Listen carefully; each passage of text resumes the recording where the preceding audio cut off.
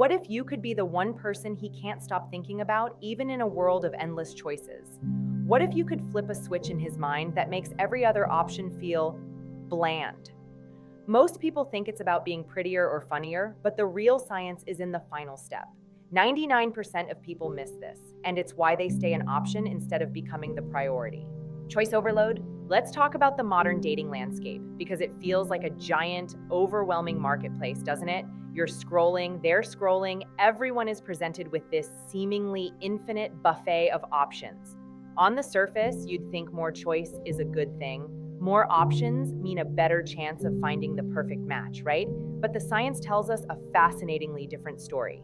There's a psychological principle called the paradox of choice, and it explains that when our brains are presented with too many options, we don't feel empowered. We feel paralyzed. We experience decision fatigue. Instead of carefully evaluating each person and their unique qualities, the brain goes into a kind of low-power mode. It starts to commodify people. He's not seeing you, the incredible, multifaceted human being. He's seeing a collection of data points, job title, hobbies, a few curated photos. You become a profile among a sea of other profiles, and his brain's primary goal is no longer to connect, but to efficiently sort and filter. It's a cognitive survival mechanism. Think about it from a resource perspective. It takes immense mental energy to deeply engage with one person. To engage with dozens or even hundreds, it's impossible. So the brain creates shortcuts. It looks for red flags, it makes snap judgments, and it keeps everyone at a safe emotional distance because it's too costly to invest in every single possibility. This is why you can have an amazing conversation, feel a real spark, and then nothing. It's not always because you did something wrong. It's often because you were one of 20 amazing sparks that week, and his brain simply didn't have the bandwidth to nurture the flame. This is the invisible current you're swimming against. The conventional advice tells you to be more interesting, to have a better bio, to post more attractive pictures. And while those things aren't bad, they are fundamentally flawed because they are all designed to make you a better product in the marketplace. You're trying to win a game that is rigged against deep connection. You're polishing your resume to stand out in a pile of other resumes, hoping the hiring manager isn't too tired to notice your special skills. But the secret isn't to become the shiniest object on the shelf. The secret is to pull him out of the store entirely. You have to do something that fundamentally changes the context of your interaction, moving you from being an option to be evaluated into an experience to be shared. When you understand this, you stop blaming yourself for the silence or the ghosting. You realize it's a systemic problem, a feature of the environment, not a bug in your personality. The goal then is not to shout louder to be heard over the noise of the marketplace. The goal is to create a quiet, private space where the noise doesn't even exist. It's about creating an interaction so unique and resonant that it doesn't even feel like it belongs to the same category as swiping or casual dating. It's about making the time spent with you feel like a completely different reality, one that is far more compelling than the endless, exhausting scroll. This is where we stop playing their game and start creating our own. This shift in mindset is the foundation for everything that follows. It's not about competing, it's about connecting on a level where competition becomes irrelevant. Creating worlds. What if I told you there's a way to completely bypass this entire system of evaluation and comparison? There is. It's a psychological concept that is so powerful because it taps into the most fundamental human need after food and shelter, the need for belonging. The technique is to stop trying to be the best option in his world and instead invite him to co-create a new, tiny, secret world that belongs only to the two of you. This might sound abstract, but it is the most concrete and powerful thing you can do to become utterly unforgettable. Think about it. When you're just another person he's dating, you exist on a spectrum. He can compare your sense of humor to another person's, your career ambitions to someone else's. You are a variable in a very large equation. But when you create a micro world together, you are no longer on that spectrum. You are the co-creator of a unique emotional universe. This micro world is built from a collection of shared jokes, a unique nickname, a special understanding, a memory that is referenced, a future plan that is whispered about. It's a bubble of context that only the two of you inhabit. Inside this bubble, the rules of the outside world, the endless options, they all fade away. They become irrelevant. Why? Because the human brain is wired to deeply value anything that feels exclusive and personal.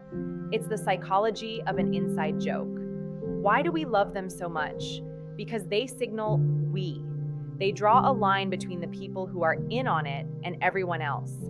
It's a powerful social bonding mechanism that releases oxytocin, the cuddle hormone, making us feel safe, trusted, and deeply connected. Every time you reference something that is unique to your shared history, no matter how small, you are reinforcing the walls of this world. You're not just having a conversation, you are building a shared reality. He might be talking to a dozen other women, but he's only building this specific world with you. This is a complete game changer. The interactions with everyone else remain in that transactional, interview-like space of the dating marketplace. They are gathering data, but with you, he is creating meaning. The emotional and neurological difference is staggering. The brain doesn't just enjoy this, it craves it. It's an escape from the cognitive load of constant evaluation into the simple, profound joy of genuine connection. This isn't about manipulation. It's about being an architect of intimacy. It's about being intentional with your connection. Most people let conversations just happen. They follow a script. Where are you from? What do you do? What are your hobbies? These questions are fine, but they are world agnostic. They could be asked by anyone to anyone. They don't build anything. To create a world, you need to use different building blocks. You need questions, observations, and responses that are unique, that open up loops of curiosity, and that create threads that can be picked up and woven into something stronger later on. The goal is for him to walk away from an interaction with you feeling like he has a little secret, a little piece of a puzzle that only you can help him solve. That's how you move from being a profile he swipes on to a world he wants to live in. Sparking curiosity. So how do you lay the first brick of this new world? You do it by asking a question that is impossible to answer with a boring, scripted response. You need to ask a spark question. A spark question is designed to do three things.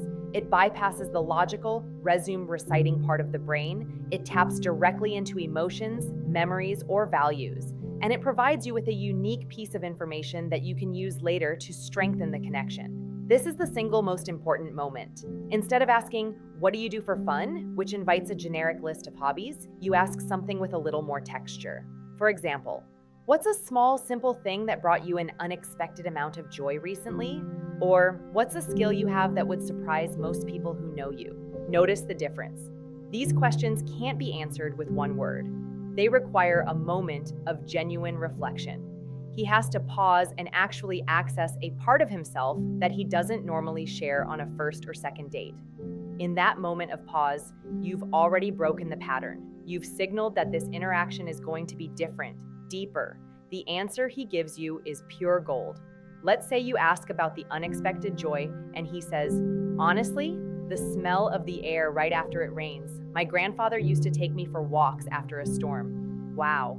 You haven't just learned a fact about him. You've been given a key to his emotional history. You've been shown a piece of his inner world. This is the first brick. Now, your response is just as crucial. You don't just say, "Oh, that's nice." You validate and explore the emotion behind it. You could say, "That's such a beautiful memory. It sounds like those walks were a really peaceful time for you."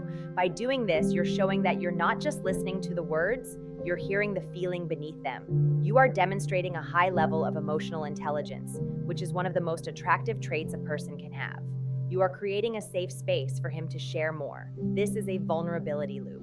You ask a question that invites a small, safe share of vulnerability, and you reward it with acceptance and understanding, which makes him feel safe enough to share a little more next time.